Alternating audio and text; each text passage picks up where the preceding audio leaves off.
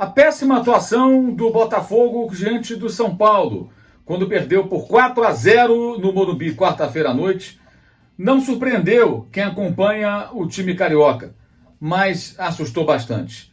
Não muito diferente daquilo que aconteceu 3 dias antes em Porto Alegre, onde o Grêmio impôs o mesmo placar que o Botafogo sofreu do São Paulo, 4-0 em cima do Vasco. Domingo, Grêmio 4, Vasco 0 na Arena Gremista. Quarta-feira, São Paulo 4, Botafogo 0 no Morumbi. As estatísticas que você vai ver aqui do meu lado já são do OneFootball, o aplicativo que você pode baixar acessando o link que está aqui embaixo na descrição desse vídeo. O OneFootball está de cara nova e você pode fazer o download para acompanhar as estatísticas em tempo real dos jogos de futebol nas competições pelo mundo e também, como você vai ver, números das campanhas dos times nas mais diversas competições, dos mais variados campeonatos de futebol pelo planeta. E você vai ver aqui que os números de Botafogo e de Vasco no Campeonato Brasileiro não são nada interessantes, são números muito fracos e que preocupam o torcedor vascaíno, preocupam o torcedor alvinegro. Comecemos pelo Botafogo. A atuação de quarta-feira contra o São Paulo foi algo assustador até. E por quê?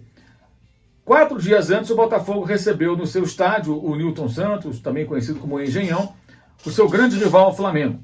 E o Botafogo jogou de forma muito motivada, se defendeu, é uma equipe mais limitada, mas se organizou defensivamente. É verdade que tem um sério problema, porque o novo técnico, que voltou, na verdade, o novo velho técnico do time botafoguense, o Eduardo Barroca, sofreu aí com a infecção pela Covid, não pôde treinar a equipe ainda, preparou para o jogo contra o Flamengo e também para o duelo com o São Paulo, o seu time à distância, via videoconferência, vendo as atividades pela internet, mas contra o Flamengo que vimos?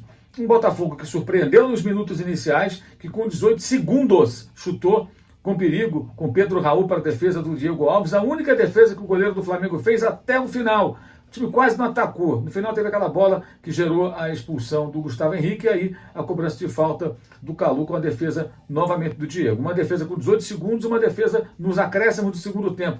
Durante todo esse período o Botafogo pouco ameaçou o Flamengo, mas desafiou o seu rival, porque se organizou defensivamente, marcou forte, atrapalhou muito, impôs muitas dificuldades.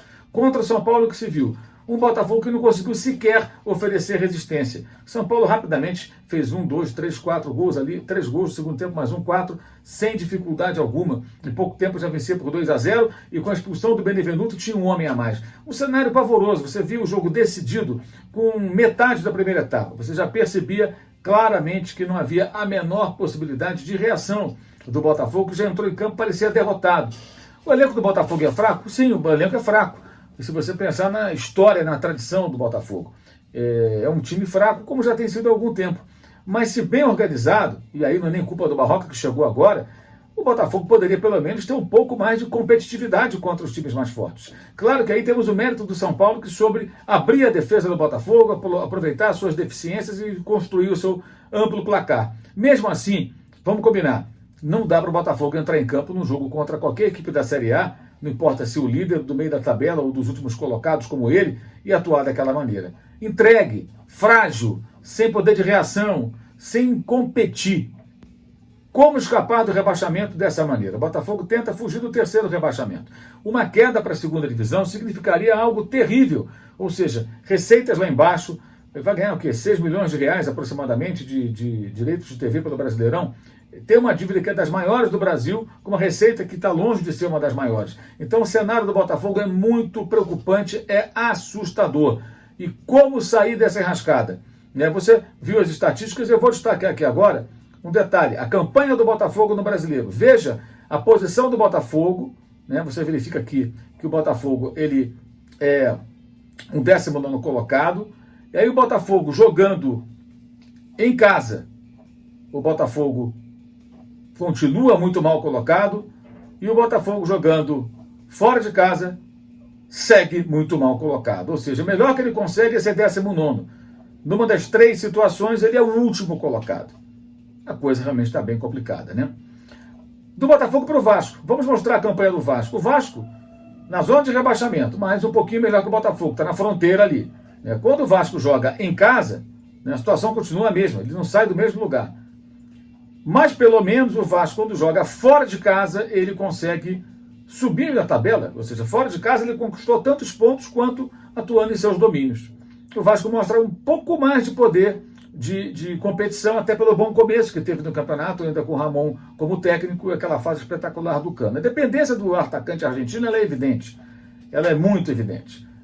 O Vasco sem o Cano é um time que produz muito pouco em termos de finalização. Mas o Cano, ao mesmo tempo, é um jogador que não participa tanto do jogo.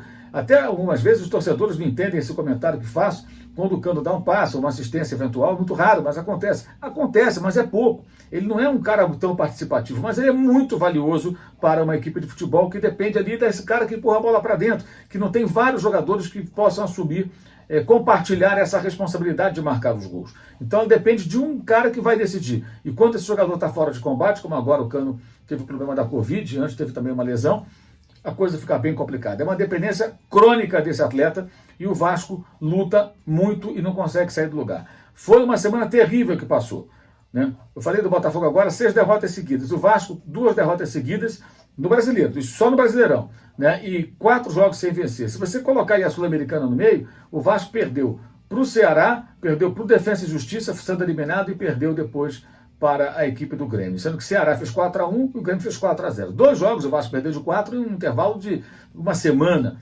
menos até. É um absurdo, é um absurdo. Como sair dessa situação? A torcida foi protestar, foi lá tomar satisfação. O técnico Ricardo Sapito já teve que enfrentar ali a ira dos torcedores vascaínos. Então é um cenário muito preocupante. O Vasco também, se for rebaixado, vai ser a 4ª vez na segunda divisão. Não dá, é um time muito grande, não pode uma das maiores torcidas do Brasil viver desse ioiô. E o que fazer diante da disputa política acirrada, a guerrilha política que há anos assola o clube de São Januário? Cenário para lá de difícil, para lá de delicado, para lá de preocupante. Os dois na zona de rebaixamento, os 2 clubes do Rio de Janeiro, enquanto você vê o Fluminense, que também enfrentava dificuldades muito grandes, estava aí mais ou menos na mesma situação do Vasco, um pouquinho melhor que o Botafogo, agora já conseguiu dar uma respirada, faz uma campanha melhor, perdeu agora o seu técnico, o Daí Helma, que foi para os Emirados Árabes, mas tem uma campanha sólida, não fala em rebaixamento, sonha até com uma vaga na Libertadores. Botafogo e Vasco, que há poucas temporadas até foram a Libertadores, né? O Botafogo até fez grande campanha ainda com o Jair Ventura em 2017, o Vasco conseguiu se classificar para a Libertadores seguinte, inclusive com o Zé Ricardo como técnico, ainda com elencos modestos, talvez melhores até do que o atual, mas também modestos, mas eram organizados. Não estou lhe dizendo que o Vasco e o Botafogo precisam brigar para chegar a esse nível lá em cima. Não tem como cobrar isso, mas pelo menos organização mínima como time de futebol, os dois têm que ter para competir, para não perder de 4 para o Grêmio, como se o Grêmio estivesse jogando com um jogo com um time pequeno do Campeonato Gaúcho, e como se o São Paulo estivesse enfrentando um dos piores times do estadual e ganhando com o pé nas costas. Isso não dá para ver e achar normal. E isso tem acontecido com tal frequência nos últimos anos que as pessoas se acostumaram a ver o Botafogo perder assim, o Vasco perder dessa maneira. E até quando isso? É preciso que os torcedores desses clubes eles se unam de alguma forma e tentem solucionar, ajudar. Porque se depender só dos dirigentes, dos jogadores, parece que não vai. Tem que haver uma mobilização, tem que haver uma manifestação de solidariedade, de paixão pelo clube, abraçar o clube e falar, vamos lá, vamos tentar fazer alguma coisa. Porque a situação é muito complicada. E vale para os dois. A queda pode significar uma crise parecida com a do Cruzeiro, que está sofrendo para tentar sair da segunda divisão e não será fácil. Se conseguir, será uma grande reação cruzeirense. Então, Botafogo e Vasco tem que abrir muito o olho, porque a cruzeirada se anuncia, não no sentido só dos problemas econômicos, não, que são de outra ordem nesses clubes, diferente do que acontecia no Cruzeiro, mas em campo, a cruzeirada no sentido de despencar para a segunda divisão sem força para voltar, sem força para reagir, porque vão ficar mais fragilizados ainda e com receitas lá embaixo, com dívidas enormes. É realmente um momento extremamente preocupante para o futebol do Rio de Janeiro, com 2 dos seus 4 principais clubes vivendo mais uma crise terrível, eu diria que até sem precedentes, pelo acúmulo do que tem acontecido nos últimos anos com Botafogo e Vasco da Gama. Saudações.